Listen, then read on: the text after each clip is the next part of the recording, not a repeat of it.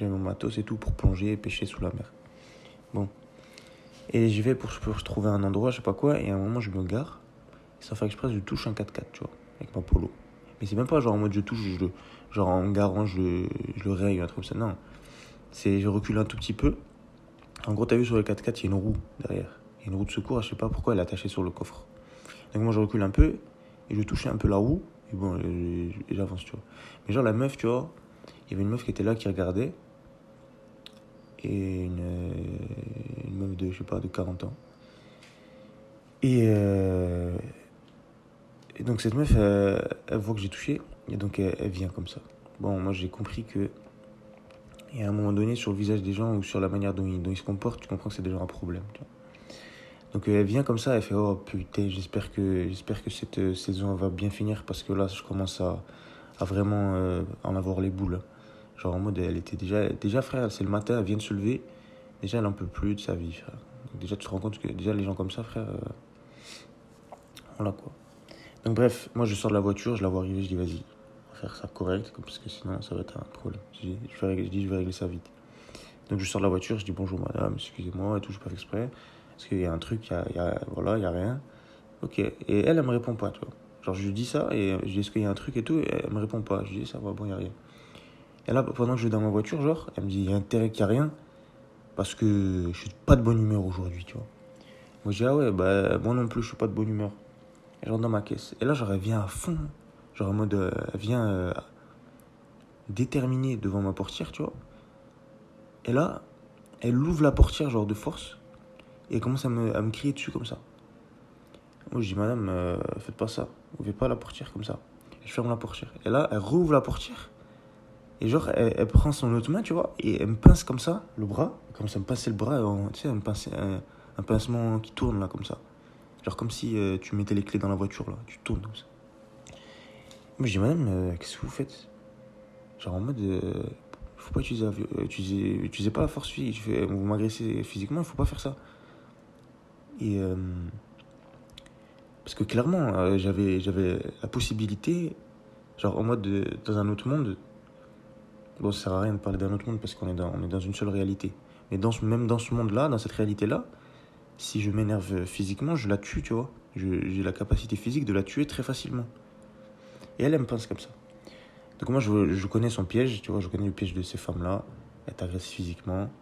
Elles attendent le moindre truc que tu fasses pour, pour pouvoir porter plainte. Tu vois, tu la pousses ou tu la touches ou un truc comme ça, et elle va dire... Si tu la touches ou tu la pousses, elle va dire agression sexuelle, un truc comme ça. Et si tu t'énerves et tu lui fais la même chose que tu as fait, elle va dire agression physique, violence. Dans tous les cas, voilà, c'est un piège. Puis en plus, bon, elle fait pas grand chose. Mais tu vois ce qu'elle fait. Tu vois que dans un monde normalement égalité homme-femme, tu vois, elle utilise la violence, tu utilises la violence. Tu vois ce que je veux dire? Normalement, c'est comme ça. Bref. Moi, j'ai compris son piège, tu vois. Donc, faut être plus malin. J'ai dit, ça va, c'est comme ça. Tu fais ça parce que derrière le restaurant, il y a 3 ou 4 hommes de 35-40 ans. Et tu fais ça pour ça, d'accord, ça marche. En plus, c'était même pas sa voiture, tu vois. C'était la voiture de son voisin ou de son collègue, ou je sais pas quoi. C'était à côté d'un restaurant, en fait. Elle était à côté d'un restaurant. Donc, moi, j'ai vu ça. J'ai analysé les éléments. J'ai dit, elle est en train d'essayer de faire un piège et tout. J'ai pas envie de. Il faut être plus malin. J'ai dit, ça va. Donc, je l'ai regardé comme ça et je lui ai fait un geste en mode déguerpi de ma voiture, tu vois. Avec, tu sais, un petit geste de main comme ça, en mode oust. Donc, ça lui a foutu le seum, mais je me suis taillé. J'ai dit, ça va, c'est comme ça, t'inquiète pas. Moi, j'ai ce qu'il faut. J'ai toujours ce qu'il faut pour rendre l'appareil. Donc, je suis parti pêcher, tu vois, toute la matinée, parce qu'il était 7h du matin à ce moment-là. Je suis revenu à 13h, le moment où le resto il est vraiment blindé, tu vois, dans la saison. C'était en été. Je suis revenu à 13h et elle était en train de servir. Là, je suis rentré dans le resto, comme ça. Je l'ai trouvé en train de servir, en plein milieu. Et je dis, madame, il faut pas agresser les gens comme ça dans la rue, là. Il faut pas agresser les gens comme ça, faut plus jamais faire ça et tout. Et là, tu vois, elle a commencé à devenir pâle. Déjà, j'ai enregistré en plus avec mon téléphone. Elle a commencé à dire écoute, déjà je m'excuse. Déjà, elle a commencé à s'excuser. Elle a commencé à dire voilà, je m'excuse. Par contre, je t'ai pas agressé, je sais pas quoi. Je t'ai juste pincé. J'ai dit, wesh, dans ma tête, j'ai dit, en fait, elle est pas normale dans sa tête. Elle est vraiment, euh, ça me choque, tu vois, que les gens, ils te pincent, ils te connaissent pas, ils ouvrent ta portière de voiture, déjà, ils rentrent dans ton espace, ta bulle personnelle, tu vois, quand tu ouvres la portière comme ça. Après, ils te pincent, donc ils te touchent, tu vois, ils te touchent, ils font une action physiquement agressive, donc une agression, et c'est une agression physique. Et ils te disent non, parce que peut-être parce que je suis une femme. Je suis une femme, donc j'ai le droit de faire ça, et puis c'est pas une agression physique. Voilà, donc là, c'est ce qui s'est passé. Donc moi, je suis allé dans le resto à 13h où c'était blindé, et je l'ai remis à sa place, tu vois. Cette femme, je l'ai remis à sa place. C'est quelque chose qu'on va voir, c'est quelque chose dont les femmes ont besoin aujourd'hui, ont vraiment besoin. On va voir pourquoi. Donc voilà. C'est comme ça que j'ai rétabli la balance. Elle s'est excusée plein de fois et tout. Elle s'est excusée. Elle a dit. En fait, elle s'est pas excusée. Elle a dit je m'excuse d'avoir.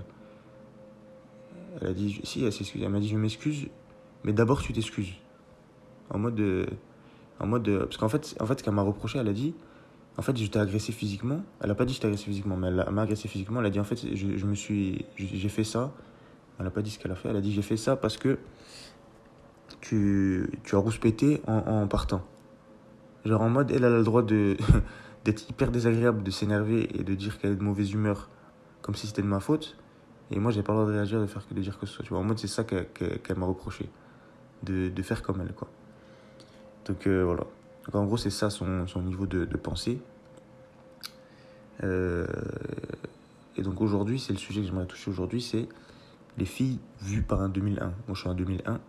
Donc le sujet des filles, quand même, j'ai beaucoup d'analyses parce que depuis que je suis en primaire, j'ai une face, je sais pas, je suis pas comme, j'ai réfléchi très différemment des gens. Moi, j'analyse énormément un peu la sociologie. Donc j'ai été con, j'ai pas fait sociologie en grandissant dans mon domaine d'études. Enfin, j'ai essayé, mais bon, la fac, j'ai préféré mourir. J'ai préféré finir au charbon que d'aller à la fac. Donc j'ai pas fait sociologie. Si la fac, c'est un autre sujet, mais si la fac c'était correct et il y avait vraiment un partage de savoir au lieu d'un lavage de cerveau permanent, ben je serais allé à la fac. Mais malheureusement, c'est pas le cas. Pas encore, en tout cas, pas pour l'instant. D'ailleurs, n'allez pas à la fac, vraiment, vous allez rater votre vie. Ok. Et si vous y êtes, essayez de vous réinsérer autre part, de faire quelque chose qui soit un peu mieux, si vous pouvez, si vous pensez que c'est utile, si vous partagez mon avis.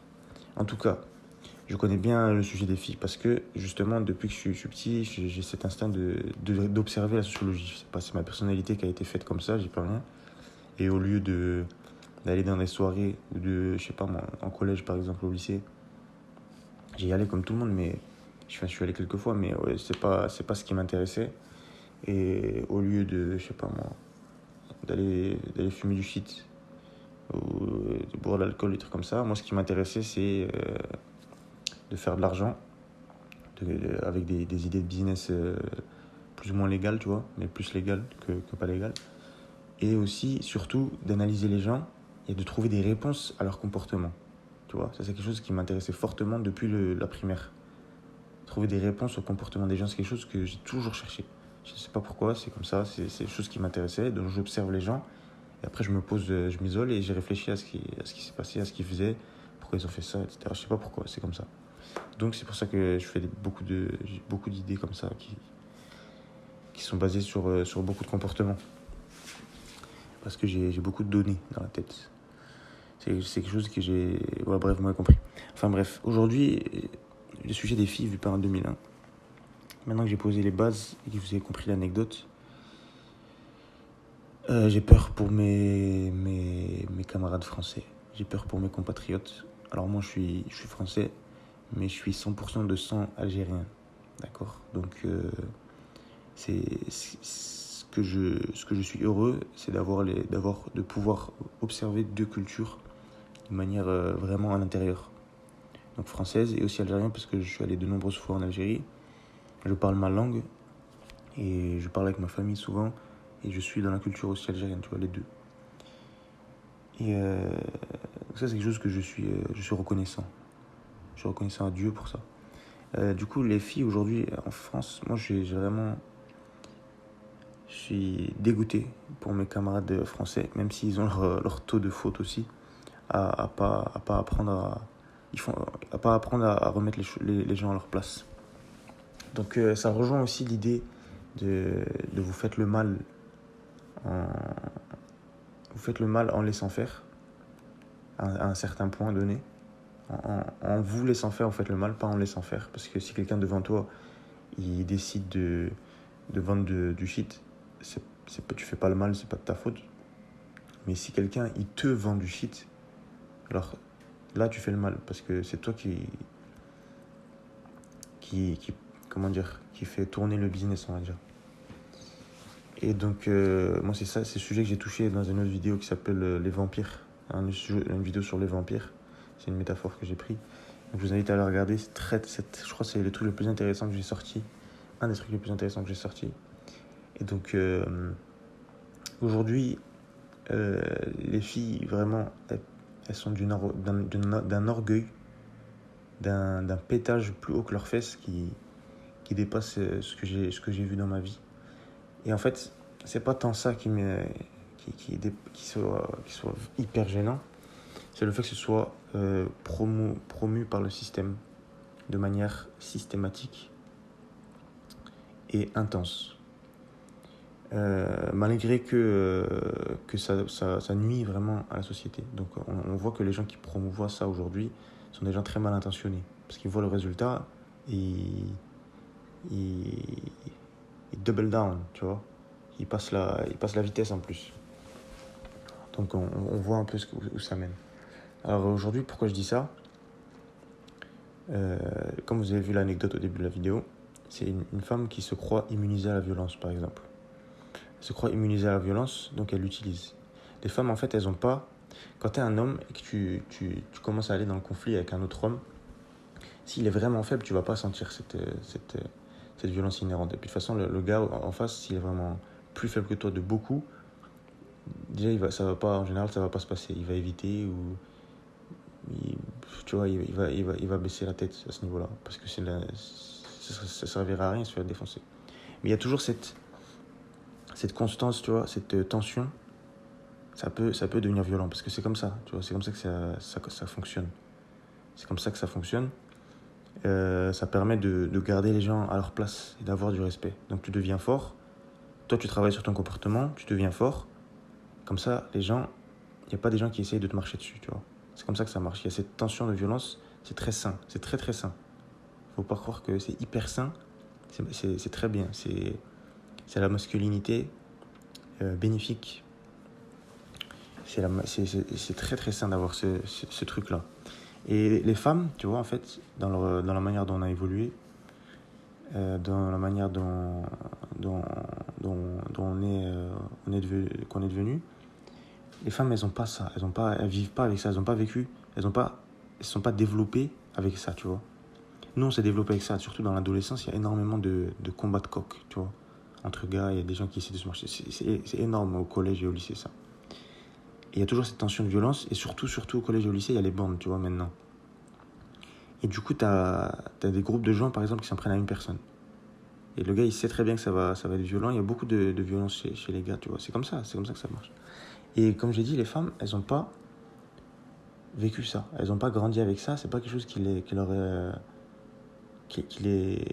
touche quand elles ont un truc avec un homme. Pourquoi ça ? Parce que l'homme, en fait, malgré le fait que la femme, il y a beaucoup de raisons de lui mettre des tartes, tu vois. Il y a beaucoup de femmes qui méritent des tartes, tu vois, qui manquent de respect, qui comprennent pas que dans un monde où les hommes se retiennent pas, où les hommes utilisent leur pouvoir à plein pouvoir, ben, les femmes, elles se font décimer, tu vois. Elles se font décimer.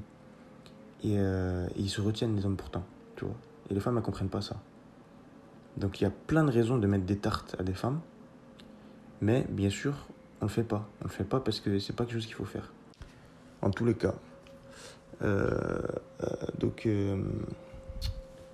les femmes, entre elles, il n'y a pas ça. Et entre un homme et une femme, il n'y a pas ça. Donc, la femme a grandi en pensant qu'elle est complètement immunisée à la violence. Elles ne comprennent pas que c'est un contrôle du point de vue de l'homme. C'est un contrôle de soi, un contrôle de sa colère. Et ça, c'est pris pour acquis chez les femmes. C'est pris pour acquis. Et c'est pour ça que tu en as autant qui manquent de respect. qui manquent de respect à tous les hommes qu'elles croisent. Elles n'ont aucun respect pour les hommes. Parce qu'elles ont grandi avec ce collier d'immunité, tu vois. Elles croient qu'elles sont dans koh et qu'elles ont un collier d'immunité avec elles en permanence. Elles ne comprennent pas que c'est purement et simplement un contrôle de la part de l'homme. Et aussi, il faut dire la vérité. Les féministes ont atteint un certain point où elles veulent faire passer le témoignage d'une femme comme a priori correct. A priori vrai, je veux dire. C'est-à-dire, avant même d'avoir analysé les preuves, avant même d'avoir analysé le récit et les deux versions, elles veulent faire passer les témoignages de femmes comme a priori vrais. C'est ce qu'elles disent, tu vois. Toutes les femmes disent la vérité lors d'un témoignage ou lors d'une agression sexuelle ou d'une violence conjugale, je sais pas quoi. Il faut savoir que la violence d'une femme, elle est absolument pas physique, elle est verbale. Attendez, d'abord j'ai dit qu'il faut dire la vérité sur le fait que l'État, le système judiciaire aujourd'hui, il a été modifié de sorte à ce que les femmes s'en sortent beaucoup plus scot-free, comme on dit en anglais, c'est-à-dire s'en sortent beaucoup plus, comment on dit in French, you know. J'ai oublié, franchement, je vous dis la vérité, je consomme tellement de contenu en anglais. Scot-free, c'est-à-dire des femmes qui s'en sortent sans rien, quoi, sans la moindre égratignure, qui s'en sortent gagnantes. Et l'autre qui perd tout, le gars qui perd tout. Donc ça se passe et beaucoup le chantage à l'agression sexuelle chez les hommes influents, les hommes importants. On l'a vu avec Tariq Ramadan, on l'a vu avec beaucoup de monde. Si t'es important, les gens qui maîtrisent les médias, ils te disent, nous on fait une accusation d'agression sexuelle, on maîtrise tous les médias, on met ça dans les médias, c'est fini. Les gens ils voient ça en masse, mais tu peux rien faire, même si c'est faux. Toi t'as aucun média, comment tu vas contrer cette phrase, cette idée-là? Tu peux accéder à personne, à aucune opinion. Tu vois ce que je veux dire? Tu peux pas aller sur les plateaux télé, tu peux rien faire. Tu peux pas contrer cette idée-là. Donc si quelqu'un, de son côté, quelqu'un qui maîtrise les médias, qui a les médias dans sa poche, ce qui est le cas de Bernard-Henri Lévy, on l'a vu lorsqu'il a une idée pour aller en Libye ou quoi, c'est dans tous les médias. On l'a vu avec Darmanin, par exemple, lorsqu'il a une idée, quelque chose qu'il veut faire, c'est dans tous les médias. Voilà. Donc il y a des gens qui maîtrisent véritablement les médias, on le voit lorsqu'ils ont une idée et qu'ensuite ça apparaît dans tous les médias. Et le président de la République, bien sûr, mais ça c'est normal. Voilà. Donc ça c'était pour prouver qu'il y a bien des gens qui décident vraiment dans les médias. Et si quelqu'un décide de faire ça, justement, de pourrir ta réputation, et que toi t'as pas de médias, t'es un nobody, t'es une personne du peuple, tu peux rien faire. Tu peux rien faire, rien, zéro. À part partir dans une grotte et partir vivre dans une grotte. Parce que même si t'es irréprochable, eux ils peuvent prendre une fille et lui dire écoute, on te donne 100 000 euros, pour eux c'est rien. On te donne 50 000 euros, même 10 000 euros, je pense une femme elle ferait. Parce que les femmes elles aiment trop l'argent. Eh bien, tu vas trouver plein de femmes qui disent d'accord, je le fais, tu vois. Sans souci. Voilà, donc là, sans oublier qu'il y a aussi des hommes qui sont prêts à faire quelque chose de similairement mauvais pour la même somme, hein, ou pire, mais bon. Et aujourd'hui, voilà, donc il faut dire la vérité, il y a vraiment des lois et des choses, des aides du système qui sont derrière ces girl power, et il faut revenir à la base. On va revenir à la base, c'est-à-dire quand on est bébé, quand on est tout petit. Déjà, dans les dessins animés pour jeunes enfants, tu vois, pour vraiment petits enfants, on voit toute cette propagande énorme de girl power. Donc c'est des femmes qui sont physiquement fortes et qui marchent sur des garçons, tu vois. Et on voit ça en permanence, girl power. Et il n'y a rien du tout pour unir les hommes. Donc ça, c'est quoi? Alors déjà, au niveau en soi, ça démoralise, ça décourage le petit garçon. C'est même pas que ça démoralise. Lui, il croit que c'est comme ça. Il croit que c'est comme ça et c'est tout. Surtout pour les enfants de 2000, 2001 et plus. Et donc on voit girl power énormément. Je me rappelle, moi, sur Gulli, c'était girl power toute l'après-midi. Donc moi, je préférais le jouer dehors, tu vois. Mais des fois, quand je regardais la télé, c'était tout le temps girl power. Je dis, wesh, mais en fait, les filles, elles sont trop fortes. Elles sont toujours unies et tout. Et nous, il n'y a rien. Donc ça, si on regarde plus loin au niveau politique, c'est une séparation, tu vois. C'est le fait Parce qu'au final, c'est qui fait les révolutions et qui ose faire les révolutions et qui va physiquement qui fait les choses. C'est l'homme, tu vois. La femme, elle menace, la femme, elle parle, elle dialogue, etc. Alors que l'homme, il fait les choses et ça permet d'avancer. Tu vois, alors que la femme, elle parle et tout, et ça permet de parler, quoi. Tu vois, de faire passer le temps, on va dire. Et même si des fois aussi, il y en a qui font aussi, il faut dire la vérité, mais quand elles font, la plupart du temps, c'est qu'il y a un homme derrière, tu vois. On voit les débuts, les débuts du féminisme, de certains féminismes. Donc, il y a eu des, comment dire, on va pas revenir sur le sujet de première vague, seconde vague. On sait qu'il y a des choses légitimes, tu vois, des choses légitimes de pouvoir, la femme qui a le droit à l'éducation, ça c'est évident. L'islam le dit depuis l'an 622, la première université du monde qui a été créée, c'était par une femme, et c'est au nom d'une, et aujourd'hui elle porte le nom d'une femme, et c'était des femmes qui allaient étudier là-bas. La plupart des choses qui ont été rapportées en islam, au niveau du prophète, c'est par sa femme Aïcha. C'est elle qui a rapporté le plus de choses de sa part et tout le monde l'écoutait et tout le monde l'a écouté ce qu'elle disait, d'accord. Donc là aujourd'hui on a le fameux mansplaining, je sais pas quoi, des femmes et des hommes dans l'assemblée qui font la guerre des sexes. Ça n'existait pas à l'époque. Quelqu'un qui a un savoir supérieur, c'est un savoir supérieur, et c'était le cas pour cette femme Aïcha. Donc sauf qu'en France, je sais pas, apparemment il n'y a pas le droit, la femme n'a pas le droit à l'éducation.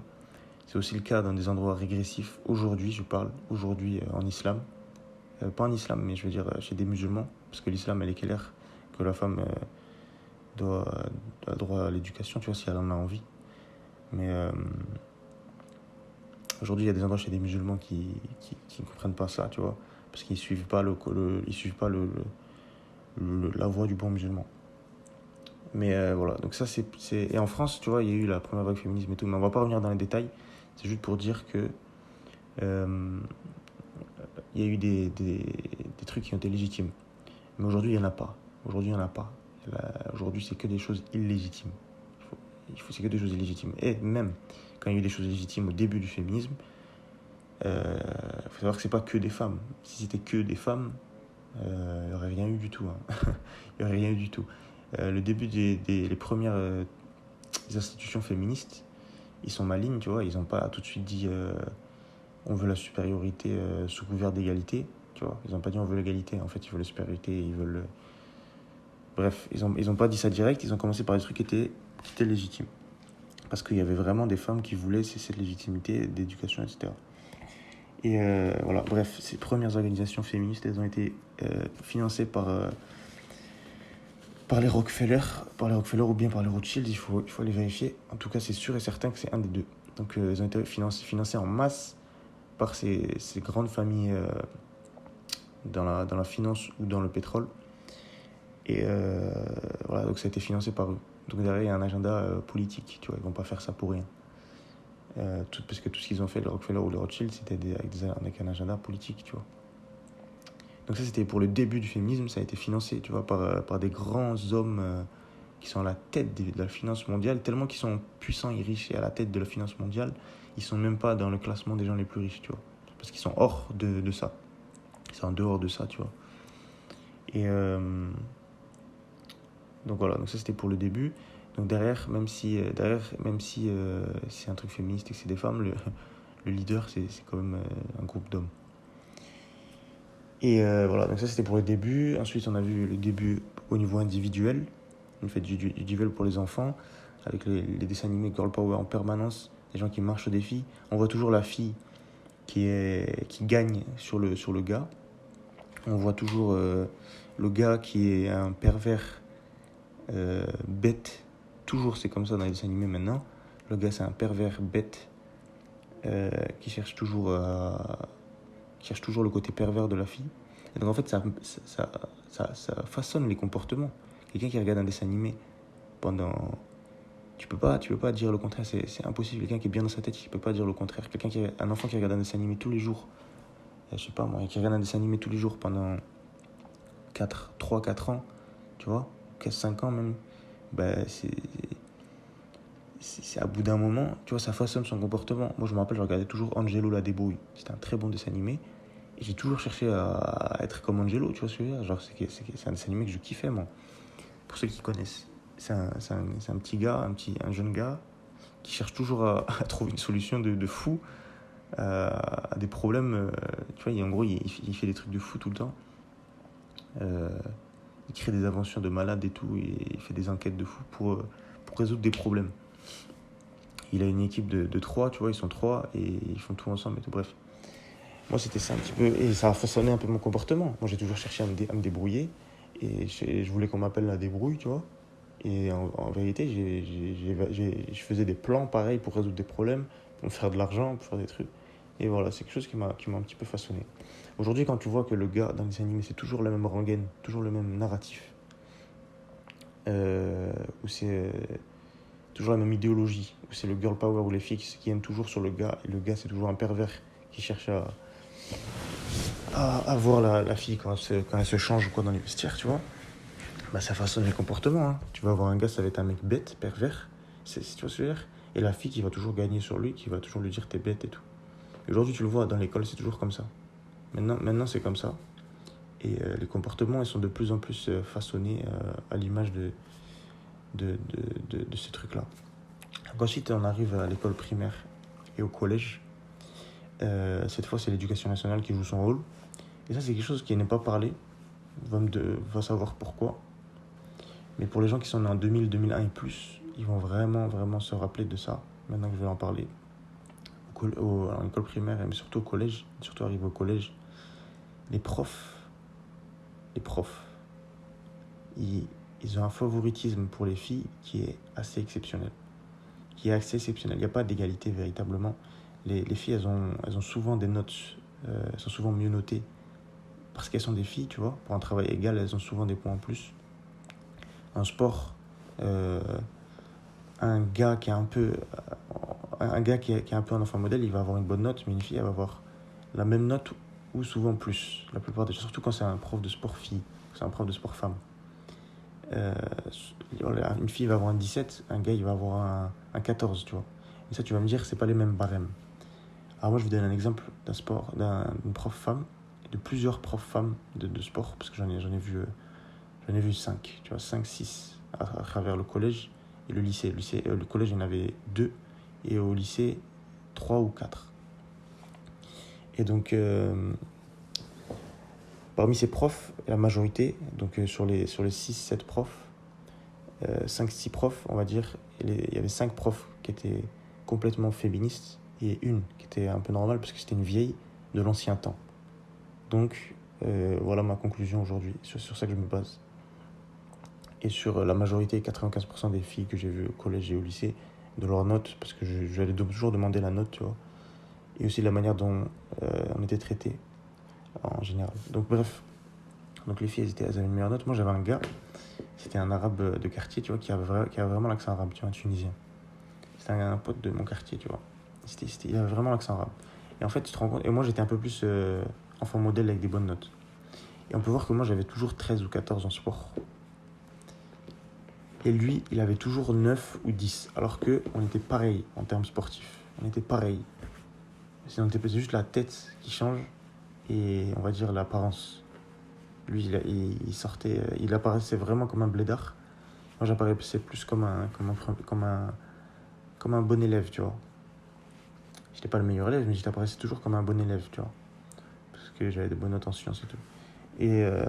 Et ce gars-là qui avait toujours 11, 10, 9, il était fort en sport, il était comme moi. Moi, j'avais toujours 14, 15. Et des filles, toutes les filles de ma classe, elles avaient toutes 16, 17. Toutes. C'est simple, toutes. Même les grosses qui étaient nulles en sport. Et ça fait quoi ? Ça fait des gens en fait qui commencent à se penser immunisés et supérieurs. Ça, c'est automatique. T'es traité de manière supérieure, tu te sens supérieur, c'est évident, c'est sûr et certain, surtout chez les enfants, c'est normal. Il y a ce fameux test qui a été fait chez les enfants, dans une classe, ça a été filmé en plus, dans une classe d'enfants, c'était aux États-Unis, il y a une femme qui a dit, voilà, donc là vous êtes une classe de 30, ceux qui ont les yeux bleus, ils sont meilleurs, ils sont plus beaux, ils sont plus intelligents, ils sont plus forts que ceux qui ont les yeux marrons. Et elle a dit ça, et elle a laissé quelques jours comme ça. Et elle a commencé à voir que les gens qui avaient les yeux marrons, et ben il commençait à se laisser faire, à se faire harceler et à se faire dominer et à se sentir à être à moitié dépressif. Et ceux qui ont les yeux bleus, ils commençaient à vraiment avoir un élan de confiance, tu vois, à dominer les autres, à les harceler et tout. Et c'était tout à fait normal pour les gens qui avaient les yeux marrons, et c'était tout à fait normal pour les gens qui avaient les yeux bleus. Donc chez les enfants, c'est comme ça que ça fonctionne, tu vois. Et ces trucs-là, c'est sur YouTube, hein, tu peux le voir, tu mets classe Blue Eyes, je sais pas quoi, tu vas trouver en anglais. Et donc c'est les comportements qu'on a pu voir chez les enfants. Et ça devient normal, même pour ceux qui se font dominer, ça devient normal de se faire dominer lorsque l'autorité dit que c'est comme ça. Donc là, l'autorité dit bel et bien, dans les dessins animés, à l'éducation nationale et partout, que la fille doit être mieux traitée que le gars pour travail égal, pour individus de même qualité. Et au collège, voilà, donc c'était comme ça. En classe, lorsqu'une fille a envie de sortir, moi j'ai vu tout le temps des meufs qui si par exemple elles avaient envie d'aller aux toilettes et tout, pouvaient tout le temps y aller, tu vois, tout le temps. Pas une seule fois dans le mois, mais une fois par jour, ou même plusieurs fois par jour, tous les jours, elles pouvaient le faire, tu vois. Un gars, une fois, j'avais une prof de maths meuf qu'on avait pendant 1 an ou 2 ans. On avait pendant 2 ans. Et ben cette prof de maths, c'était une meuf, tu vois. Elle était modérément féministe, tu vois. Mais modérément féministe, aujourd'hui, ça veut dire quand même sacrément féministe. Et ben, il y avait quelques filles dans la classe, pas beaucoup, parce qu'on était dans une classe option ingénieur, tu vois. Ces filles-là, elles avaient tous les droits, tu vois. Mais il y a un gars, une fois, il avait envie d'aller pisser, il pouvait pas se retenir, tu vois. Il a dit, madame, vraiment, là, je peux pas. Il avait jamais demandé et tout. Pourtant, c'était un gars gentil, tu vois. C'est un gars gentil, il faisait pas de mal et tout. C'était un gars calme. Et elle l'a empêché, Elle a dit, madame, là, je peux pas, ça me fait mal et tout. Je suis obligé d'y aller. Et elle l'a empêché. Jusqu'à un moment, l'instinct d'homme, il est sorti, tu vois. Il est sorti, c'est naturel. Il lui a dit, je m'en bats les couilles. Un gars gentil. Un gars, il a un prénom, il est gentil, il est calme, il est timide, enfin il est pas timide, il est un peu timide. Et d'un coup, l'instinct d'homme, il est sorti, parce qu'on est en terminale quand même. Il a dit, je m'en bats les couilles, c'est bon, j'y vais. Et il s'est levé, il est parti. J'étais choqué, j'ai dit, waouh, moi j'étais choqué, ça. J'ai dit, mais c'est incroyable. Et elle a rien dit, tu vois, elle a rien dit, elle a attendu qu'il vienne, elle a voulu le mettre en rapport, elle a voulu faire tout ce qui était possible, alors que c'est légitime ce qu'il a fait. Bon, après ça s'est arrangé. Mais voilà, en gros, c'est ça. Pour ceux qui sont de 2001 et plus, vous savez très bien que les filles, elles sont traitées de manière très asymétrique, très inégalitaire par rapport aux garçons à l'école. Toujours pour des meilleures notes, pour des performances qui sont vraiment moindres. Vraiment, moi je me rappelle, toutes les meufs, elles avaient 17, quoi. C'était incroyable, assez incroyable. Donc voilà. Aussi, je me rappelle aussi des meufs qui faisaient des bêtises, elles n'étaient pas tout de suite réprimandées, tu vois. Et puis on leur disait pas qu'ils étaient bêtes, on leur disait pas des trucs comme ça. Et une fois, il y a une meuf que j'aimais beaucoup, tu vois, en pleine classe, en plein cours. Hein. Moi, je me lève pour le tableau comme ça, et après je vais pour m'asseoir. Et elle, genre, elle me fait le fameux truc là, tu tires un peu la chaise comme ça, la personne elle s'assoit, elle tombe sur le sol. Moi, ça m'a fait rire, tu vois, c'était marrant. Et en plus, la meuf, je l'aimais bien, tu vois, elle m'aimait bien. Donc, entre nous deux, c'était bien, tu vois. Mais la prof, genre en mode, elle a rigolé. Et ça lui a fait plaisir à moitié. Je sais pas, ça lui a fait... Elle était contente. Et pareil, il y a un autre gars, il s'appelait Mathéo dans la classe. Et des fois, une fille, je sais pas, elle disait des trucs assez moqueurs. Ou alors, même des fois, elle lui jetait, je sais pas moi, elle lui jetait un truc ou un papier. Et la prof, elle rigolait pour les trucs comme ça. Et si nous les gars, on faisait un truc à une meuf, la prof, elle rigolait pas. Hein. Elle rigolait pas, on avait un mot tout de suite. Elle disait, moi, ça me fait pas rire. Et on avait un mot direct, tu vois. On avait un mot direct. Et là, on voyait bien cette manière façonnée du garçon bête, pervers, qui fait des choses, comment dire, stupides en fait. et qui n'a pas de légitimité en fait à vraiment à faire des choses. Et on voit la fille qui quand elle fait un truc, bah c'est girl power, tu vois, c'est la solidarité entre filles. Donc voilà, ça c'est pour dresser le tableau. Surtout ceux qui sont en 2000, 2001 et plus, vous savez très bien de quoi je parle. Vous savez très bien. Voilà, donc ça c'est à peu près où on en est. C'est pour ça qu'aujourd'hui, c'est de plus en plus flagrant en fait. Plus on avance, et plus ce comportement il est accentué, il est renforcé. Et donc, t'as des meufs aujourd'hui, tu vois, elles te parlent comme si elles pouvaient te battre physiquement déjà. Bien sûr, tout ne revient pas à ça, tu vois. Mais c'est quelque chose qu'il faut pas se sentir, et c'est quelque chose qu'il faut pas se sentir immunisé. Il faut se sentir immunisé à ça. Parce qu'à un moment donné, comme de tout temps, les systèmes, ils tombent, les États, ils tombent, les gouvernements, ils tombent, les empires, ils tombent. Et l'autorité, elle change. Et il y a toujours des grandes périodes de transition de plusieurs années, etc. Et à ce moment-là, le naturel, il sort. Et quand le naturel, il est réprimé, quand on fait comment dire, quand on a besoin de refouler, quand le naturel, il est refoulé, quand on a besoin de refouler quelque chose un instinct naturel, vraiment beaucoup, après, il y a une réaction qui se pose. Et ça, c'est très mauvais. C'est très, très mauvais. C'est pour ça que t'as des gens, je sais pas moi, ils doivent refouler leur... je vais donner un exemple. Ils doivent refouler, par exemple, les policiers. Je vais donner un exemple, la police. Ou on va prendre la police, par exemple. Ils ont besoin de refouler... D'ailleurs, comme ça, il y a des suicides qui apparaissent. C'est une des raisons des suicides. Mais t'as des gens qui ont besoin de refouler leur agressivité tout le temps, dans un monde très stérilisé, tu vois, très, très aseptisé. Et ils ont besoin de refouler. Et le moment où ils ont l'occasion de se défouler, justement, de ressortir tout ça, quand ils sont alcoolisés ou quoi, eh ben ça sort et ça fait des très grandes violences. Donc, c'est quoi la solution? Il faut complètement se lâcher et toujours être violent quand une femme te manque de respect? Bien sûr que non. Il faut jamais être violent.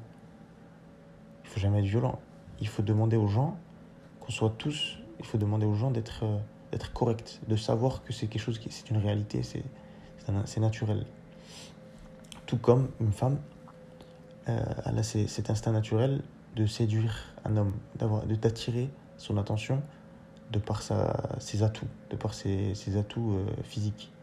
Une femme, elle peut faire ça, elle a ce pouvoir et on lui a octroyé ce pouvoir. Quelqu'un lui a octroyé quelque chose, une intelligence lui a octroyé ce pouvoir.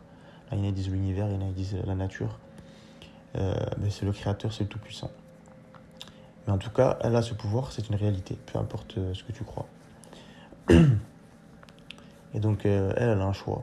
Soit elle peut l'utiliser pour se gonfler son ego, pour avoir de la dopamine, des pics de dopamine pendant toute sa prime, toutes ces années de prime, de la puberté jusqu'à 27 ans, 28 ans, voilà, max 29 ans.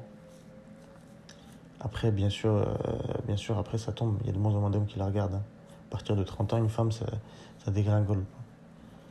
Et donc à 40 ans, tu as des femmes qui ont gardé cet ego-là. Tu vois, ce gonflage d'ego, ce volume, on va dire, l'ego, il est très gonflé. Et en fait, arrivé à cet âge-là, elles ont encore 40 piges, 35 piges, 40 piges, elles ont encore une bonne quantité d'ego de leur prime, de quand elles avaient attiré toute l'attention sans rien faire, tu vois. Parce qu'à un moment, tu as de l'attention, t'attires l'attention, t'es voulu, les gens, ils te veulent. Les gens, ils ont envie d'être avec toi, ils ont envie de comment dire. En fait, ils s'intéressent à ta personne lorsque tu fais quelque chose, lorsque tu apportes quelque chose, lorsque tu as de la valeur. En fait, les gens, ils sont intéressés par la valeur, c'est simple, c'est toujours pareil. Ils sont intéressés par la valeur. Toute une question de valeur.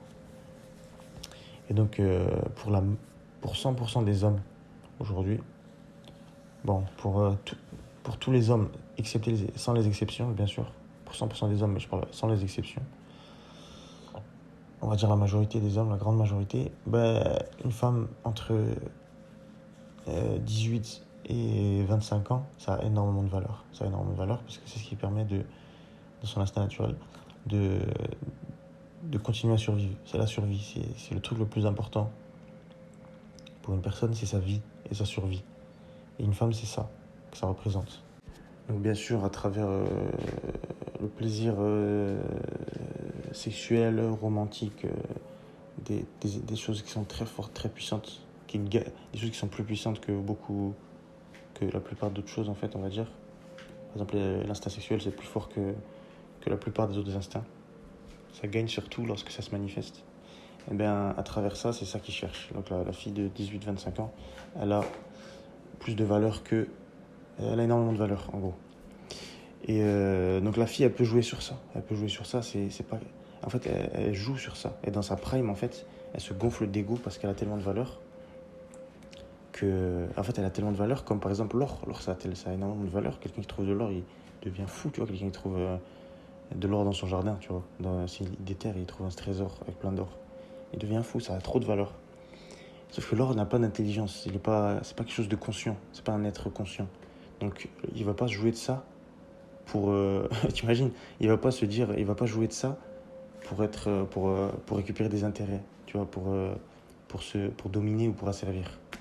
La femme, c'est un être intelligent, c'est un être avec une conscience, tu vois, c'est pas comme de l'or. Donc elle peut faire ça si elle a envie, elle a le libre arbitre, tu vois. Elle peut faire le choix, si elle a envie, avec cette valeur, d'aller asservir ceux qui veulent cette valeur. Et c'est exactement ce qui se passe aujourd'hui, on l'y a poussé. On l'y a poussé de manière systématique. Et donc, on lui a poussé de manière systématique et c'est ça qui se passe aujourd'hui. Donc, on a des femmes qui vraiment sont gonflées d'ego. Et à 30 piges, malheureusement, elles n'ont plus cette valeur qu'elles avaient plus tôt. Elles n'ont plus ça. Et donc, elles se disent... et c'est là qu'il y a beaucoup de féministes aujourd'hui qui prennent leur énergie. C'est de l'énergie de bitterness. C'est de l'énergie de... comment dire? Attendez, je vais regarder. Voilà, c'est de l'énergie en fait qui vient du ressentiment, de l'amertume. De l'amertume de ne plus avoir cette chose qui a été prise pour acquise, tu vois. Parce que quand tu as un truc pendant plusieurs années de manière illimitée, parce que c'est ça en fait, aujourd'hui, les villes, avec la ville, c'est tellement grand, il y a tellement d'hommes différents, de gens différents. C'est pour ça que tu n'as pas ce problème d'ailleurs dans les petits villages. Dans les petits villages, tu vas pas voir une femme comme ça, hein, dans les endroits reculés et tout. Ça, c'est un truc qui est dans les grandes villes, surtout. En fait, plus tu vas dans une grande ville, et plus tu as ce problème. C'est proportionnel. Et donc, voilà. Donc, c'est une énergie qui vient de l'amertume, en fait, de plus avoir ça, de plus avoir accès à ça. Arriver à 30 piges, parce qu'elles ont plus cette valeur qu'elles avaient avant. Et donc, pour elles, c'était tellement acquis que c'est anormal de ne plus avoir cette attention. Donc, automatiquement, tu vois, elles vont chercher le problème. Elles vont chercher le problème, pourquoi je me sens mal, pourquoi je me sens mal depuis que j'ai 30 ans. C'est la faute des hommes, parce qu'avant, je me sentais bien. Et là, aujourd'hui, les hommes, je me sens mal. Et donc, pour elles, c'est la faute des hommes, en fait. Et là, en fait, elles viennent chercher plein de raisons, plein de trucs qui n'ont pas de logique. Et c'est pour ça qu'aujourd'hui, comment ça s'appelle? Aujourd'hui, le féminisme n'a aucune logique. Il n'a aucune logique et il est choquant. Quand on entend des ministres, c'est toujours des femmes ministres, des femmes politiques haute placées et tout, hautement placées, on va dire, ben, tu les entends dire aujourd'hui, quand une femme, tu les entends mot pour mot, hein. Je vais dire ce qu'une femme a dit. Quand une femme fait un témoignage, je la crois. Donc aujourd'hui, voilà, tu as des femmes politiques hautement placées qui disent ça, qui disent quand une femme fait un témoignage, je la crois. Tu vois ce que je veux dire? Et donc, voilà, on arrive à des choses choquantes. On arrive à des choses très choquantes aujourd'hui. Et voilà, c'est des femmes, des féministes de 40 piges, tu vois, qui se concertent en groupe, qui font des groupes et tout. Et il faut oublier que les femmes, une femme, c'est aussi un mari. Et t'as des femmes haut placées qui sont aussi mariées avec des hauts placés parce que, tu vois, ils sont ensemble, ces gens-là. Ces gens-là, ils se marient ensemble et tout. Et donc t'as des femmes aujourd'hui de 40-45 piges qui sont haut placées et qui ont un pouvoir sur leur mari. Et donc, tu as des choses qui passent, etc., des trucs haut placés. Et donc, tu vois qu'elles peuvent se concerter ensemble avec plusieurs maris qui ont du pouvoir, et elles ont pouvoir sur plusieurs maris qui ont du pouvoir. Donc tu vois où on en arrive. Tu as des femmes aujourd'hui, ça n'a aucune logique. Ce qu'ils pensent, le féminisme aujourd'hui n'a aucune logique, il a ni queue ni tête. C'est justement pour la raison que j'ai citée précédemment. C'est parce que y a cette amertume, ce ressentiment, et elles n'arrivent pas vraiment à savoir que c'est ça. Alors soit elles n'arrivent pas, mais bon, la plupart, si elles faisaient une once de recherche, ou une once de recherche intérieure, et de questionnement intérieur, elles pourraient le voir. Mais elles ne veulent pas. Donc elles cherchent plein de choses autour, qui permettraient, enfin, plein de choses extérieures, pour ne pas avoir à chercher intérieur. Parce qu'intérieur, ça veut dire perdre, ça veut dire, comment dire, ça veut dire accepter qu'on est en tort, ça veut dire changer, ça veut dire devoir faire des efforts. Et les efforts, personne n'a envie de faire. L'être humain, il va toujours vers ce qui fait vers la solution avec le moins d'efforts. Et tant qu'il y a des solutions de moindre effort, il va les utiliser. Donc aujourd'hui, les femmes, c'est ça. Le féminisme, c'est ça. C'est des femmes qui ont 40 piges, 45 piges, 50 piges. Beaucoup de francs-maçons. Tu peux voir des groupes de francs-maçons, on dirait qu'elles sont obligées d'avoir les cheveux courts. On dirait que c'est l'initiation, c'est de se faire une coupe aux cheveux courts. C'est assez incroyable quand tu regardes les rassemblements de femmes francs-maçonnes. À part les jeunes de 25 piges, toutes les femmes francs-maçonnes, tu as l'impression que c'est l'initiation, c'est d'avoir une coupe aux cheveux courts, une coupe d'homme. Donc voilà. Je sais pas, c'est juste une observation, hein, je dérive rien de ça. En tout cas, voilà. Donc aujourd'hui, c'est ça, un petit peu le féminisme, ça n'a ni queue ni tête. Et donc ils cherchent des solutions extérieures. Donc quoi comme solution par exemple là, on a eu ça récemment par une femme politique, je ne me rappelle plus c'est qui. On a eu ça récemment où un des problèmes qui viendrait, c'est que l'homme qui fait un barbecue torse nu, c'est machiste ou un truc comme ça. Ou alors que un des problèmes de ça, c'est que le petit garçon il joue avec les pistolets, ou il joue avec l'épée, il joue à l'épée. Voilà, donc là t'as des gens. Aujourd'hui, je vois des choses mais qui me donnent envie de vraiment de pleurer, frère. C'est la vérité, parce que des petits enfants, des petits bébés, des petits garçons, tu vois, t'entends des mères qui leur disent, enfin ça me rend triste en tout cas, j'ai pas envie de pleurer, mais ça me rend triste de voir par exemple un petit garçon, et t'as une mère qui lui dit alors c'est qui commande, hein, c'est qui commande, tu vois, des trucs comme ça. Et c'est pas juste ça, mais je vais te donner un exemple. J'étais dans une résidence étudiante, et là il y a une jeune daronne de, je sais pas, 25 piges avec son petit, et elle était avec toutes ses copines. Et tu vois un groupe de filles comme ça de 25 piges avec un petit garçon, et elle lui dit tais-toi. Dès qu'il dit un truc, elle dit chut. Toi tu te tais, tu t'assois, c'est pour rien, comme ça il a rien fait, juste il veut rigoler quoi, elle lui dit chut.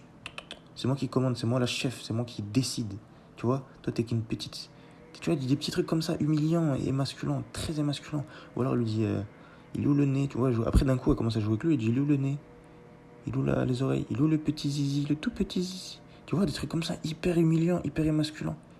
Et c'est pas la... Et avec un groupe de filles en plus. Donc lui il va grandir comment? Il va grandir, il sait qu'un groupe de filles, c'est des filles, c'est des individus qui humilient et qui émasculent. Et soit il va voir que ça c'est normal, tu vois, il va croire que ça c'est tout à fait normal, et il va vivre dans un environnement où il laisse tout le temps ça accepter. Soit il va grandir en se disant il a aucune chance, parce qu'il était tout petit, un bébé, tu vois, de 3 ans, et t'as des femmes adultes de 25 ans qui sont censées être responsables et qui font ça. Donc tu vas grandir avec un enfant, s'il change pas de mère très vite, et je pense pas, tu vois, malheureusement c'est pas possible, bah, il va grandir beaucoup de souffrance, énormément de souffrance. Sauf s'il a naturellement un instinct de rebelle, et son instinct de rebelle est plus fort que cette connerie humaine que fait la mère. Enfin bref, c'est juste une anecdote pour dire le point où on en est, où les comportements qu'on peut voir aujourd'hui très facilement. Tu vas dans la rue, dans un parc, tu peux voir ça très facilement, c'est pas très difficile à trouver. Donc quand on arrive à ce point-là, ça veut dire que c'est quelque chose de très répandu, d'accord, très répandu. Voilà. Donc voilà, je reviens vite fait sur ce que je disais. Les femmes de 45-50 piges là, en tout cas qui ont dépassé leur prime, qui ont plus cette attention-là, elles se réunissent, et elles cherchent Et elle cherche des solutions, en fait, les solutions de moindre effort. Et la solution de moindre effort, c'est de continuer à garder cette...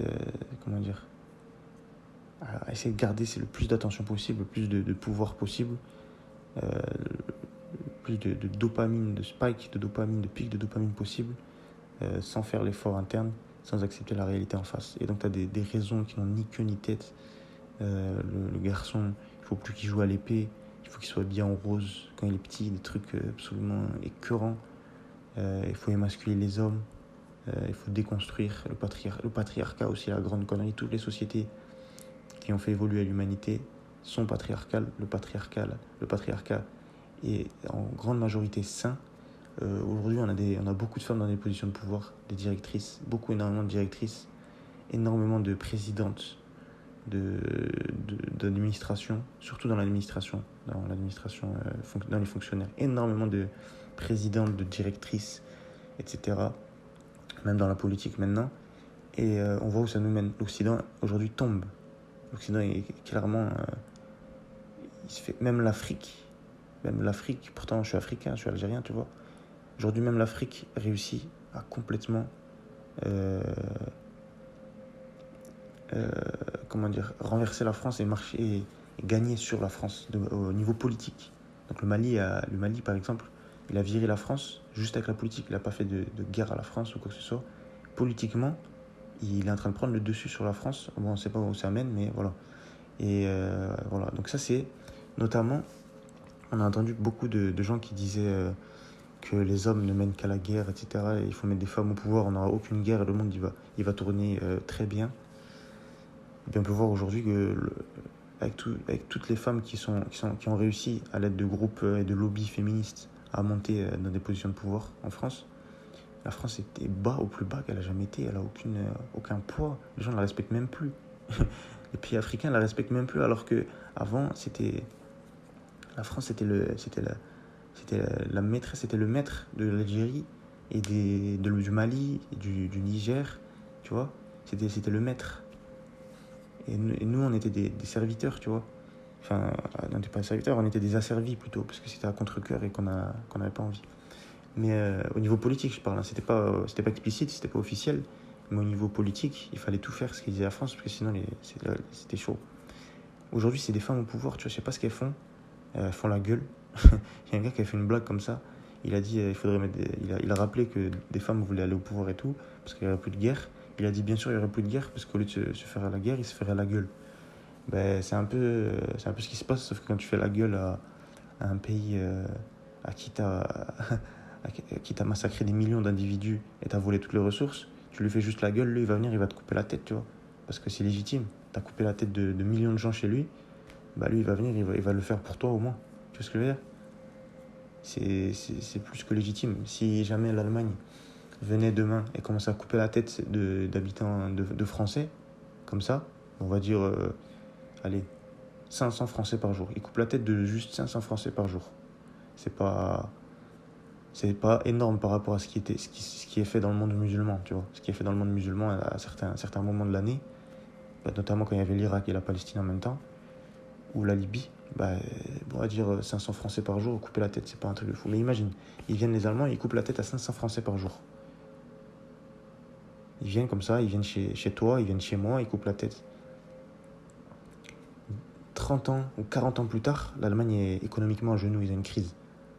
Et nous, on se rappelle, ta sœur, ta petite sœur, ton petit frère, ils l'ont coupé la tête. Ta copine, ils l'ont coupé la tête devant toi. T'as pleuré, t'étais triste. T'as la haine aujourd'hui. T'as grandi avec la haine toujours. Parce que t'as plus personne. T'as même plus envie de avoir une relation avec quelqu'un. Tellement t'as la haine. Et 40 ans plus tard, ils sont à genoux économiquement et la France va en Allemagne. Alors qu'est-ce qui se passe ? Et toi, tu vois la famille, tu retrouves le gars qui a fait ça, tu retrouves le groupe de militaires qui a fait ça, tu les vois, ils sont emprisonnés. Enfin, même pas, c'est toi qui les attrapes. Ils étaient chez eux, tu les as attrapés. Et tu vois, ils sont là, il est là avec ses frères, avec ses potes. Tu vas faire quoi ? Tu vois ? Je sais pas ce que tu vas faire, mais j'ai ma petite idée. Et bien aujourd'hui, voilà, il faut savoir que c'est pour dire que voilà, si tu mets des femmes au pouvoir qui se font la gueule, derrière ce qui a été fait avant, la haine qui a été accumulée légitimement, c'est pas rien. pas rien. Voilà. Franchement, il y a beaucoup de choses à dire encore sur le même sujet. Mais je pense pas que je vais allonger la vidéo trop. Ou le vocal trop, ça fait déjà 1 heure que je parle. En tout cas, voilà, aujourd'hui, le féminisme n'a ni queue ni tête. Ah oui, la dernière chose, je reviens sur ce que je disais au début. Mes camarades français, je suis triste pour eux. Je suis vraiment triste parce que moi, personnellement, j'ai envie de me marier avec une femme. J'ai pas envie d'avoir plusieurs copines ou quoi que ce soit. C'est mon choix, tu vois. T'as pas besoin de me juger, j'ai pas besoin de te juger. Et mais j'ai envie de me marier avec une femme et pas une française, tu vois. Moi, j'ai envie de me marier avec une Algérienne qui vient d'Algérie. Et de bien la choisir aussi. Parce qu'il n'y a pas que des. Il y a aussi des filles qui sont très françaises, qui sont très francisées en Algérie. Hein, il y a des filles qui sont très francisées. Celles-là, on les évite tous. Et bref, aujourd'hui, je dis ça, pourquoi? Je dis pas ça pour parler de moi, je dis ça parce que c'est pas le cas de tout le monde, c'est pas le cas de tous les Algériens, et c'est pas du tout le cas des Français. Les Français, ils se marient avec des Français. Et beaucoup d'Algériens veulent se marier avec des Françaises. Et aujourd'hui, moi, je suis triste. Je suis triste parce que quand je vois l'état des Françaises aujourd'hui, des filles, pour ceux qui sont nés en 2001, je parle. Commencez pas à me dire, à me sortir des exemples, des anecdotes. Moi, je parle de la majorité, je parle de ceux qui sont nés en 2000 et plus. Franchement, je suis très triste pour ces gens-là qui vont se marier avec des Françaises. Parce que la Française aujourd'hui, elle est absolument immariable. Immariable. Mais zéro. Zéro. Elle va se faire la misère sur le plan égalité homme-femme. Elle va vouloir de toi que tu sois dans l'égalité homme-femme là où ça l'arrange. Et pour elle, c'est légitime de n'avoir pas de respect pour toi. Et ça va pas se voir au début, parce qu'au début, il y a l'amour, il y a le sexe, il y a le romantisme. Et dès que tu sors de ça au bout de quelques mois, et c'est pour ça que franchement, c'est un état. Qu'est-ce qu'on pourrait faire pour ça, pour régler ça? Ben déjà, il faut apprendre à remettre les femmes à leur place. Il faut apprendre à remettre les femmes à leur place lorsqu'elles se sentent immunisées à la violence. Il faut leur rappeler que la violence, s'il n'y en a pas, c'est parce on contrôle notre colère. C'est pas parce que y a un pouvoir plus fort ou parce que tu es plus forte que moi ou parce que tu n'es pas immunisé à la violence, c'est parce que je contrôle ma colère. Alors que des fois, il y a des raisons de mettre des tartes, tu vois. Quand je sais pas moi, quand par exemple, il y a une femme, il y a plein d'histoires comme ça, où il y a une femme, elle pousse l'homme elle le pousse au bout, quoi. Vraiment. C'est-à-dire, par exemple, il y a des femmes, elles sont fortes pour ça. En gros, elle va s'énerver. Elle va s'énerver comme ça. Elle va te demander un truc. Par exemple, elle va s'énerver. Et toi, bon, tu vas chercher à régler les trucs. Tu vas chercher la paix, on va dire. Parce que l'homme, c'est ce qu'il cherche. Dans un mariage, il cherche toujours la paix. Il cherche toujours la tranquillité. Elle, la femme, elle sait ça. Elle sait très bien ça. Donc, qu'est-ce qu'elle va faire? Elle va te l'enlever. Lorsqu'elle n'est pas contente, lorsqu'elle veut un truc, elle va t'enlever cette paix-là. Donc, elle va parler, elle va dire, ah ouais, il faut qu'on parle, je sais pas quoi. Et toi, tu lui diras, j'ai pas envie, j'ai une journée de travail, je suis fatigué. Elle va dire, ah ouais, tu veux jamais parler, on va parler quand même. Et elle va continuer à parler. Elle va continuer à parler, à parler. Toi, tu lui diras, franchement, j'ai pas envie, je suis très fatigué. J'ai travaillé une journée de fou. J'ai travaillé toute la semaine. Là, je suis très fatigué, j'ai juste envie de me reposer. On parlera ça demain quand je suis reposé. Je travaille toute la semaine pour t'emmener en vacances, en week-end. Voilà, laisse-moi. Et elle va continuer à parler, à parler, à parler. Tu vois, elle va te manquer de respect comme ça. Alors que toi, tu t'es cassé le dos, frère. Tu t'es cassé l'esprit. T'as dû fermer ta gueule devant un patron pour gagner des sous et pour l'emmener en week-end, tu vois, pour lui faire plaisir, pour vous faire plaisir tous les deux. Et toi, tu lui dis juste, pas maintenant, par exemple. Et elle va commencer à parler, elle va continuer à parler, elle va pas se taire. Tu vois, là, il y a une raison. Il y a une raison de lui mettre une tarte. Mais tu le fais pas, tu te contrôles, tu le fais jamais. C'est comme ça. Et ce truc-là, il faut bien faire comprendre aux femmes, la remettre à leur place, leur dire que ce truc-là, il vient de moi. C'est moi qui décide de me contrôler. C'est pas toi qui décide que faut pas frapper une femme. T'es qui pour ça? C'est pas toi qui décide. C'est moi qui décide de me contrôler. Parce que si je le fais pas, ça part en cacahuète. Et moi, je suis d'avis, parce que les femmes, elles ont pas eu à connaître cette tension de violence permanente entre hommes, quand on discute, quand on parle avec un homme qu'on connaît. Parce qu'avec un pote, il n'y a pas ça. Mais avec un individu étranger ou quelqu'un qui te manque de respect, il y a toujours cette tension. Tu vois, quelqu'un qui est en confrontation. En fait, quand il y a une confrontation entre deux hommes, il y a toujours cette tension-là. J'en ai parlé au début. Une femme, elle ne connaît pas ça. Elle n'a pas grandi ça, ça n'a pas été ancré en elle. Et je suis d'avis qu'il ne faut jamais qu'elle connaisse ça. Elle n'a pas besoin de connaître ça. C'est pas son rôle. C'est pas son rôle. Donc, on n'a pas à leur mettre ça en tête. Il faut continuer comment dire, à prendre sur nous et à garder ce truc pour nous, sur nous, tu vois, à porter sur nos épaules. Une femme, elle n'a pas à connaître ça, cette tension de violence, parce que cette tension de violence, elle crée du stress, hein, on va pas se mentir. On va pas se mentir. Les femmes qui sont victimes de violences, justement, parce qu'il y en a, de victimes de violences conjugales, lorsqu'elles ont à connaître ça, cet instinct de violence, elles ne bougent plus, elles font plus rien, et elles tombent dans un malheur très profond. Parce que normalement, elles n'ont pas à connaître ça. Elles n'ont pas à connaître ça, elles ont juste à rester à leur place et à comprendre qu'il ne faut pas dépasser certaines limites. Il ne faut pas dépasser certaines limites. Donc voilà. Donc c'est une histoire de compréhension, d'explication, de faire comprendre qu'il y a des limites, qu'il y a des choses qui ne sont pas acquises, qui ne sont pas dues aux femmes, donc les remettre à leur place. Ça, c'est important. Et aujourd'hui, le problème, c'est que le niveau d'orgueil est tellement haut, et le niveau d'orgueil des femmes, des filles, il est tellement haut, tellement gonflé leur ego, avec une intention. Parce qu'aujourd'hui, en plus des grandes villes, t'as vu, j'ai parlé des grandes villes tout à l'heure. J'ai dit dans les grandes villes, une femme elle gagne énormément d'attention dans sa prime, entre 18 et 25 ans. Mais aujourd'hui, en plus des grandes villes, une femme, en plus d'être dans sa ville, dans la réalité, à chaque fois qu'elle sort, elle gonfle son ego.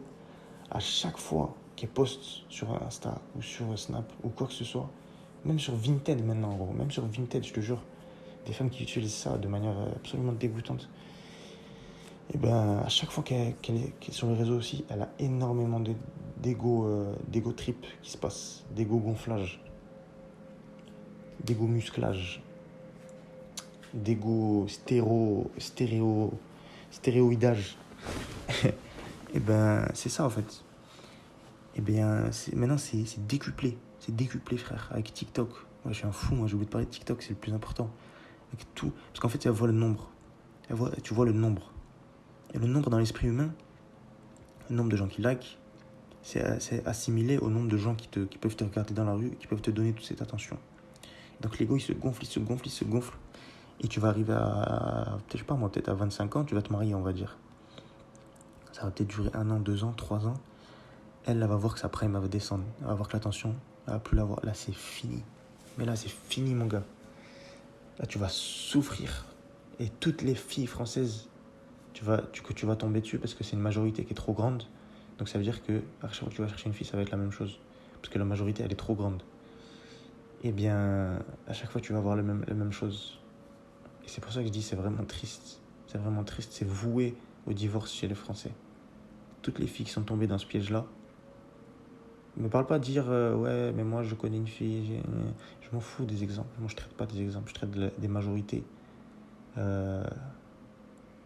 écrasantes. C'est une majorité écrasante. Toutes les filles qui sont tombées dans ce piège-là, la majorité écrasante, ils sont voués au divorce. C'est voué au divorce, moi je te le dis. Et aujourd'hui, on a même des musulmanes qui sont censés résister à ce piège, parce que l'islam fait résister à ce piège lorsque tu le respectes. Eh bien, tu as des Françaises musulmanes qui sont aussi tombées dans ce piège. Et aujourd'hui, tu as des musulmanes, c'est encore pire. Certaines, s'il y a des frères musulmans qui m'écoutent aujourd'hui, si vous voulez vous marier avec une musulmane, surtout, il y a un truc à éviter, c'est celles qui mettent le foulard et qui laissent dépasser les cheveux de devant là en haut. Ça, c'est un signe. Vraiment, faites plus de recherches quand vous voyez ça. Je suis pas en train de vous dire que c'est un signe éliminatoire direct, mais faites plus de recherches lorsque vous voyez ça.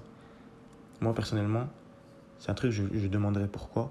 Et j'ai énormément d'expérience dans les comportements humains. Non, je suis un fou de dire ça. Astaghfirullah. J'ai pas du tout d'expérience dans les comportements humains, je suis trop jeune. Mais j'ai beaucoup observé. Et j'ai beaucoup observé notamment les mariages autour de moi, des dizaines. Et j'ai vu ce que c'est. J'ai vu ce que ça fait, ce truc-là. Donc, par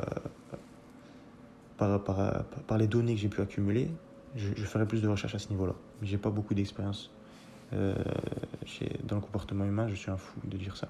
Je suis trop jeune. J'imagine à 40 ans, je pense que j'aurais une sacrée base de données. Bref, l'ego trip est terminé, et donc pour ma part. Et donc voilà. Je disais, il y a trop d'ego chez les jeunes filles aujourd'hui. c'est un truc de fou. Et je pense que c'est encore pire chez les 2005-2006 parce qu'elles postent un truc sur TikTok, elles ont une... En fait, en plus... comment dire en plus, les jeunes filles aujourd'hui, elles sont... En plus, les jeunes gars, comment dire, ils sont encore plus dans tout ce qui est asservi au sexe, asservi au sexe. Donc, c'est-à-dire sur les sites de pornographie. Et donc, ça crée le silence. Ça crée le silence chez le gars. Donc, comment dire, du coup, je sais pas comment dire ça. C'est quelque chose que j'ai pas encore assez recherché au niveau des comportements autour de moi. Et voilà. Mais en tout cas, ça crée vraiment cette... Si, en fait, j'ai cherché ça. Mais en fait, ça crée vraiment cet instinct. On est toujours dans l'instinct sexuel. Quand tu regardes, surtout chez le gars, si tu vas sur des sites pornographiques, en fait, tu es toujours dans cet instinct bas qui est l'instinct sexuel. Tu n'es pas dans un instinct supérieur. Un des instincts supérieurs, c'est l'instinct, par exemple, sportif, l'instinct physique. Quand tu fais du sport à assez haut niveau, par exemple, le basket, du foot, tout est très intense, tu es dans un instinct physique, je sais pas comment appeler ça, ça pourrait être l'instinct de chasse, si c'était à une autre époque. Mais voilà, c'est l'instinct physique sportif objectif, tu vois. Et tu as un autre instinct, c'est l'instinct intellectuel, où là, c'est quand, par exemple, tu es en train d'étudier et tu es à l'aise. Par exemple, imagine, tu es en train de faire un contrôle très difficile, mais tu as assez révisé, par exemple, tu es en train de faire un examen, et tu as assez bien révisé, et bim, ça va tout seul, tu connais toutes les réponses, tu sais exactement le cheminement. L'instinct intellectuel. Ou alors tu découvres un truc, tu comprends une nouvelle chose, tu vois. Tu te formes, par exemple, t'es chaudronnier ou un truc comme ça, tu te formes et tu découvres une manière de fonctionner, tu te dis, ah ouais, tu comprends quelque chose, tu vois. Tu comprends un concept. Voilà, donc c'est l'instinct intellectuel aussi. Voilà. Donc le problème, la pornographie, ça te laisse dans un instinct très bas. Et cet instinct très bas, on peut te mener par le bout du nez. Et c'est ça que font les femmes aujourd'hui. Et sur TikTok, c'est une espèce de district. C'est ça que ça s'appelle. À Amsterdam, il y a un quartier rouge, je crois qu'il s'appelle. Ou le district, ou le quartier rouge, c'est un des deux. Et, ou peut-être les deux même. Et en fait, c'est un quartier où il y a des vitrines comme ça. Et c'est des femmes à poil, en fait, derrière les vitrines. C'est une chambre avec une femme à moitié à poil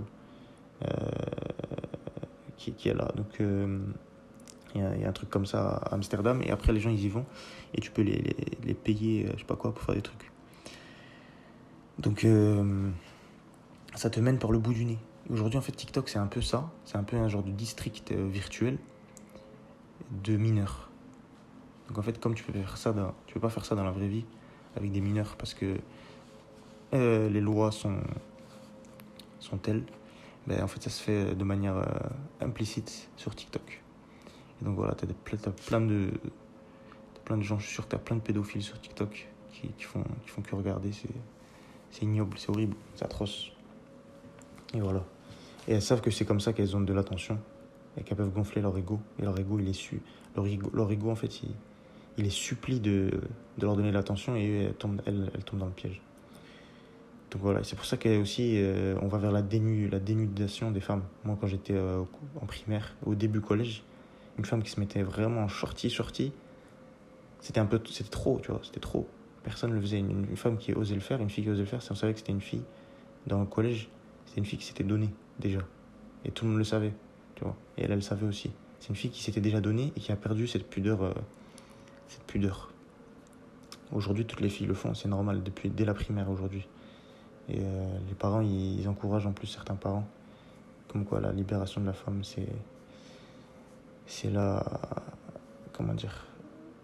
C'est faux, en fait, ils ont inversé... C'est fou comment ils ont comment ils ont modifié les mots et les gens, ils acceptent de cette définition. C'est pour ça que c'est impossible à argumenter.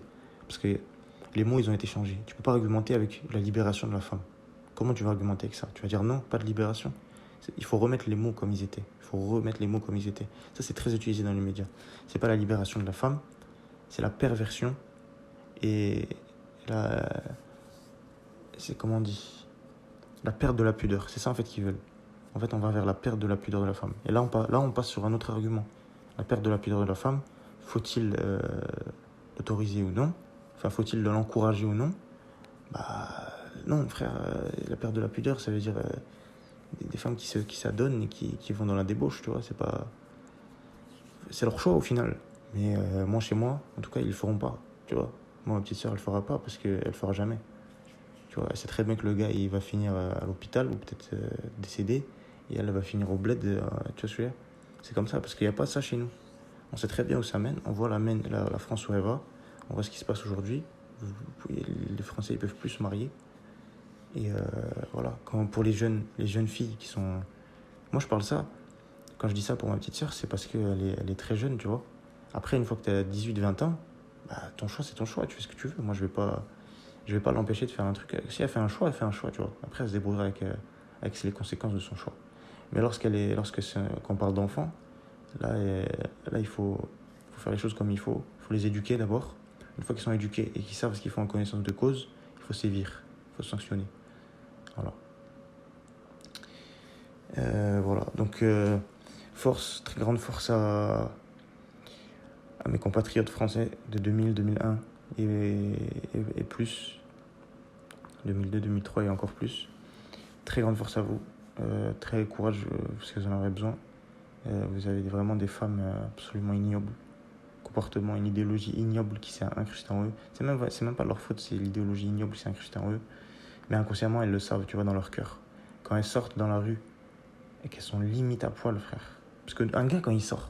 Regarde, on va revenir à la base quand même. Il y a un truc vraiment, il faut en parler. Parce que les gens, ils veulent pas en parler, frère. Une femme, pourquoi elle se met limite à poil? Pourquoi elle montre... C'est même pas elle montre ses formes. Elle montre ses plis, tu vois. Par exemple, le pli entre les deux seins, là. Tu vois, le trait qu'il y a entre les deux seins.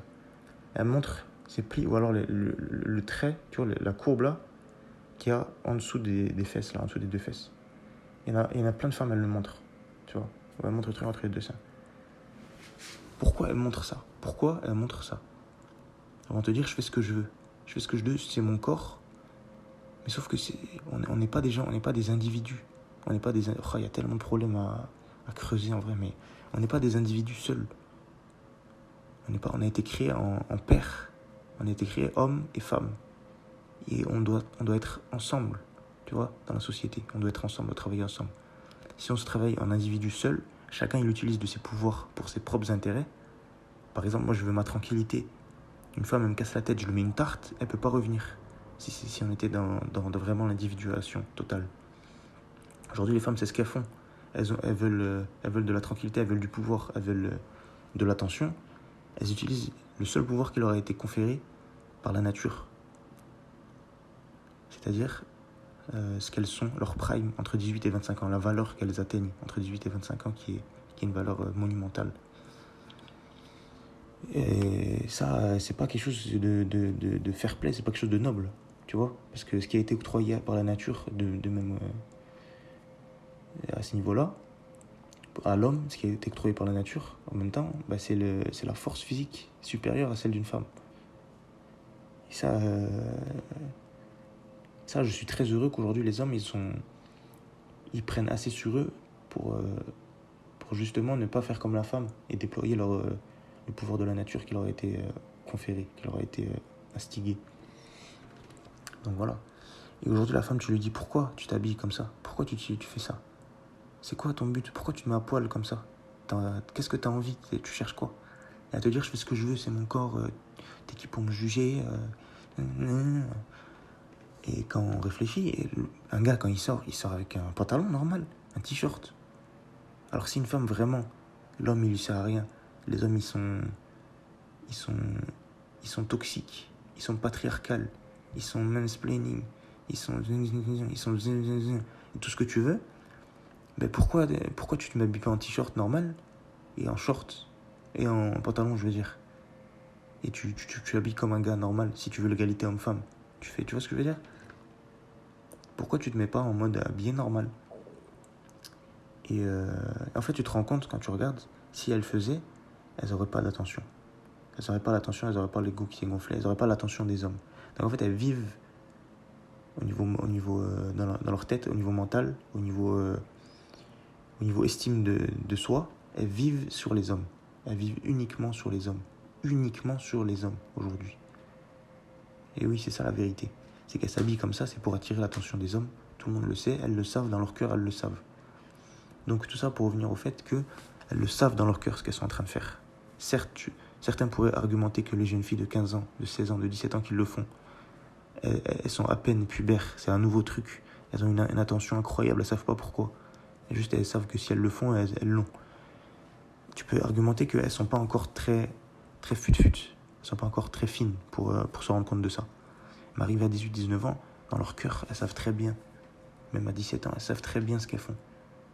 Ça fait déjà 2 ans, 3 ans, 4 ans qu'elles récupèrent toute l'attention du monde, pour certaines. Et c'est d'une injustice incroyable pour les filles qui n'ont pas été bénies de manière physique, au niveau de l'apparence, qui ne ressemblent pas au modèle de la fille belle dans nos sociétés.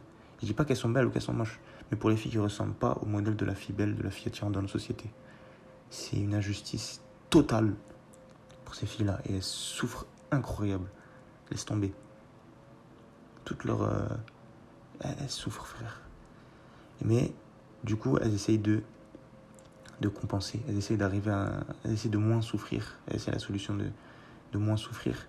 Et tu te rends compte, tu vas voir que des filles toutes maigres qui n'ont pas de forme, elles montrent encore plus leur corps. Et elles sont encore plus dans la provocation. Dans la vulgarité. Parce que ça compense. Les hommes, ils sont tellement fins de sexe aujourd'hui. De notre côté, j'ai pas touché à ça parce que c'est dans une autre vidéo. C'est pas le sujet encore. Mais je vais y toucher aussi. De l'autre côté, les hommes, ils sont tellement fins de sexe, ils sont tellement pervers et vulgaires que justement, ils récompensent ça. Et donc, tu as des filles qui n'ont pas les standards, qui ne sont pas dans les standards. Au niveau forme, au niveau beauté. Et qui compensent comme ça avec la vulgarité. Et tu as des gars qui n'ont pas accès justement aux femmes au-dessus. Aux femmes qui sont de bonne qualité, et du coup ils se rabattent sur des femmes de mauvaise qualité qui provoquent, qui s'adonnent. Et eux, ils récompensent. Et voilà, dans tout ça, on a l'islam qui règle ce problème-là, qui empêche ces choses-là depuis toujours. Ceux qui poussent à la fois ces comportements, ils savent très bien ça, donc ils mentent sur l'islam, ils disent des mensonges, ils disent des choses fausses au niveau de la femme, comme quoi ça, des choses qui sont fausses, qui sont pas vraies. Il suffit juste de voir le nombre de convertis, de femmes converties. Il y a plus de femmes converties que d'hommes convertis en islam. Et il y en a tous les jours en France. Tous les jours. Plein de femmes converties en France. C'est pas pour rien. Et elles mettent le voile. Et moi, je vois dans ma propre famille, très proche, on est pratiquement tous musulmans, mais il y a une personne qui s'est plutôt rangée, qui continue à être musulman, mais qui s'est mariée avec une Française.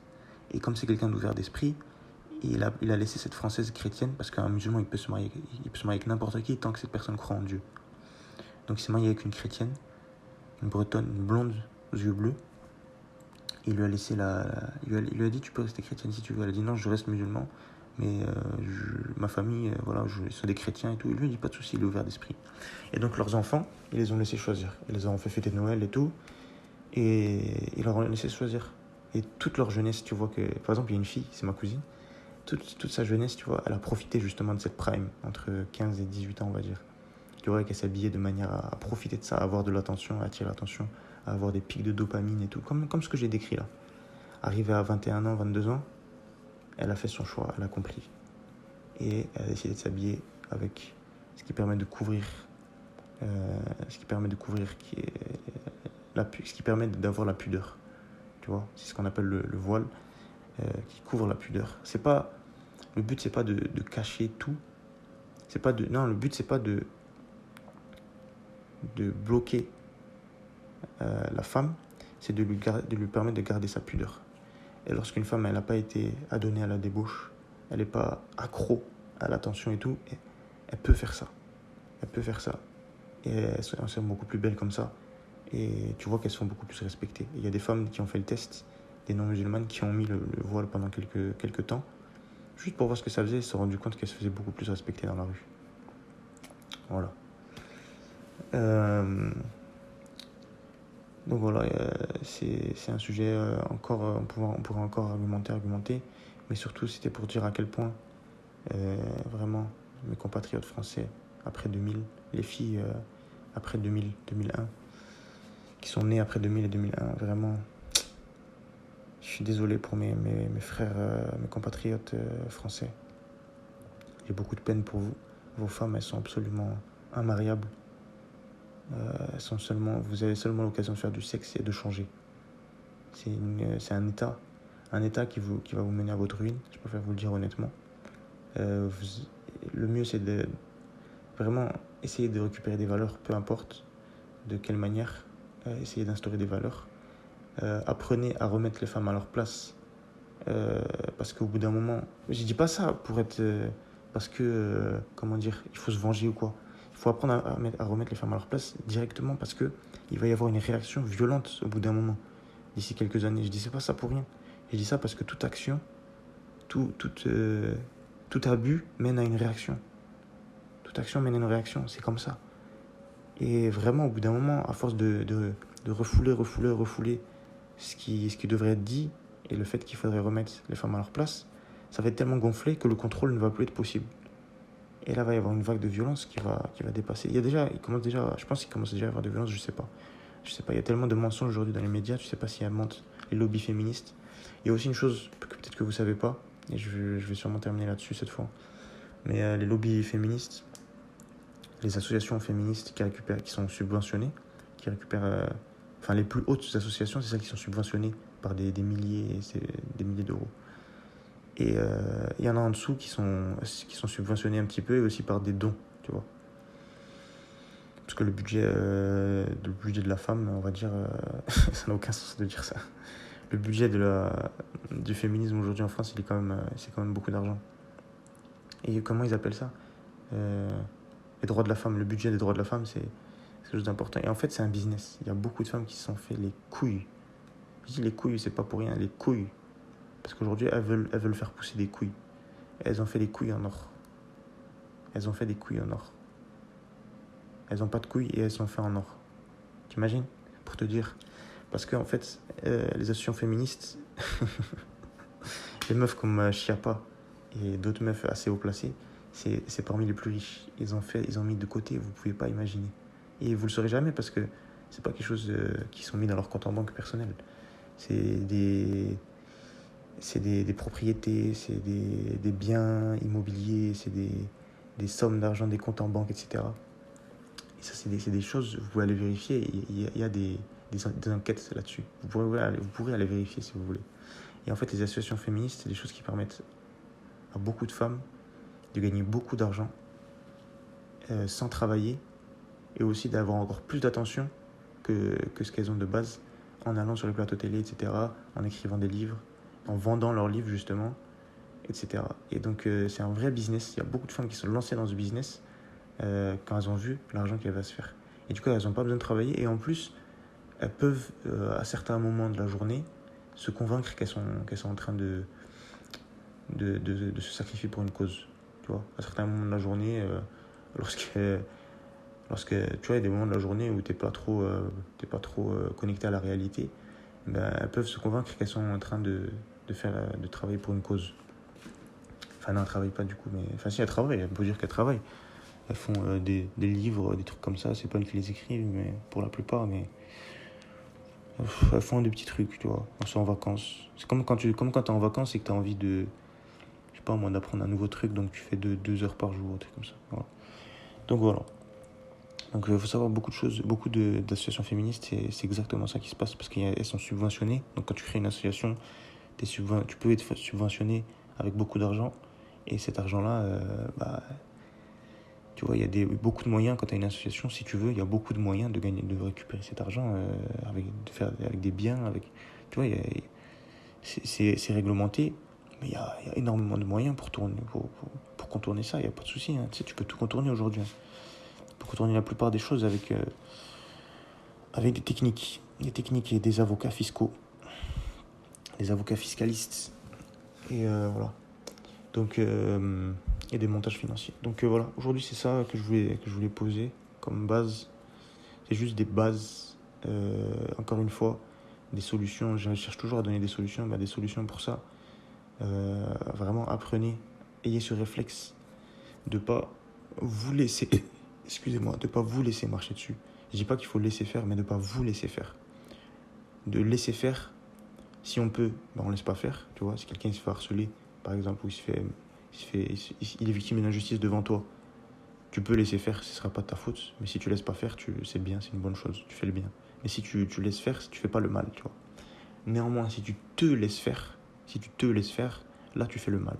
Tu fais le mal pour toi, tu fais le mal pour les autres. Tu fais le mal en général en fait. Pourquoi? Ben, je t'invite à aller voir la vidéo sur les vampires, le vocal sur les vampires que j'ai fait récemment. Voilà. Donc c'est tout pour cette vidéo. J'espère qu'il y aura beaucoup d'éclaircissements, que ma pensée vous a connecté à vous-même. Et encore une fois, apprenez à remettre les femmes à leur place avant qu'il y ait une réaction, avant que la bulle explose, avant que la bulle du refoulement explose. Parce que c'est ce qui va se passer au bout d'un moment. Choisissez bien une femme, évitez les mauvaises et allez chercher où sont les bonnes valeurs. Alors moi je suis musulman, donc je vais vous dire clairement, je sais très bien que les valeurs de l'islam, c'est ce que l'islam peut apporter à la France. C'est ce que l'islam peut apporter à la France et au monde occidental en général. Voilà. Les Chinois, ils ont la matière, ils ont